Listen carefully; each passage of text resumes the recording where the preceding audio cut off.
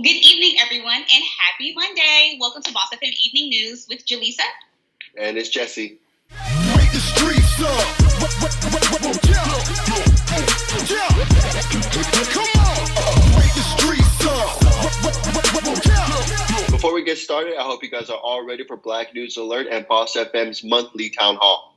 BossFM Town Hall is a cultural town hall or online meeting that will be joint hosted by Black News Alert and BossFM in advance of the upcoming 2020 presidential election.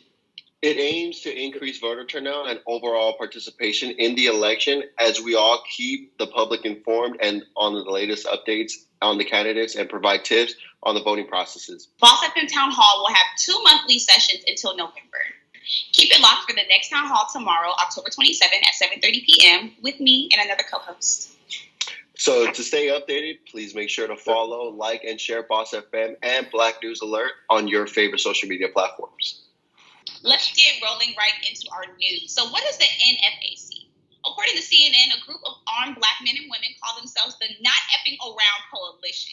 Okay. We not effing around over here. Love to see it. The all-Black Atlanta-based group has grown in size out of frustration during the summer protests against questionable policing of the deaths of countless Black people in the hands of the police, said their founder, John Fitzgerald Johnson.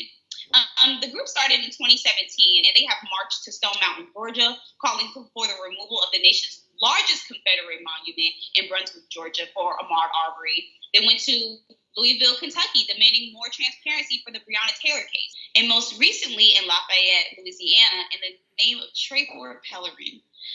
We not F around no more. With the continued abuses within our community and the lack of respect for our men, women, and children. Johnson told CNN the all-Black group intends to protect, self-police, and educate melanin communities on firearms and their constitutional rights. And that's how we're going to start off Melanin Monday today. Okay, I'm loving the story already. I really am. But listen, there's more.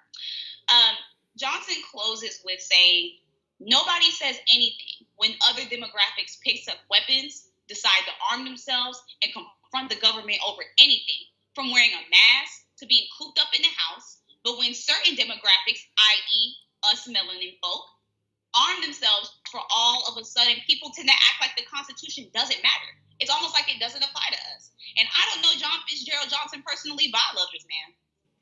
So it has been 32 years since the Los Angeles Dodgers have last won the World Series and 28 years since there was a Black manager to actually manage a team to win it. After Sunday's game, the Los Angeles Dodgers are now 1 win away from putting an end to all these streaks. Dave Roberts, who has been the manager of the team, looks to be the first manager since Cito Goslin did it in 1992. There are currently only 2 managers in Major League Baseball who are African-American right now. And if LA could pull this off, Dave Roberts and the Los Angeles Dodgers could finally put an end to those streaks and currently rewrite the narrative for both of these stories.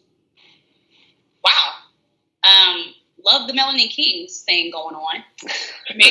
We're on a trend right now. Okay, and that's what I love to see.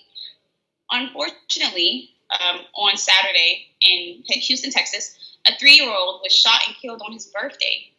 During a family gathering, the child's family members were playing cards when they heard a gunshot and found the child with a wound to his chest. Investigators believe the child found the gun after it allegedly fell out of a family member's pocket.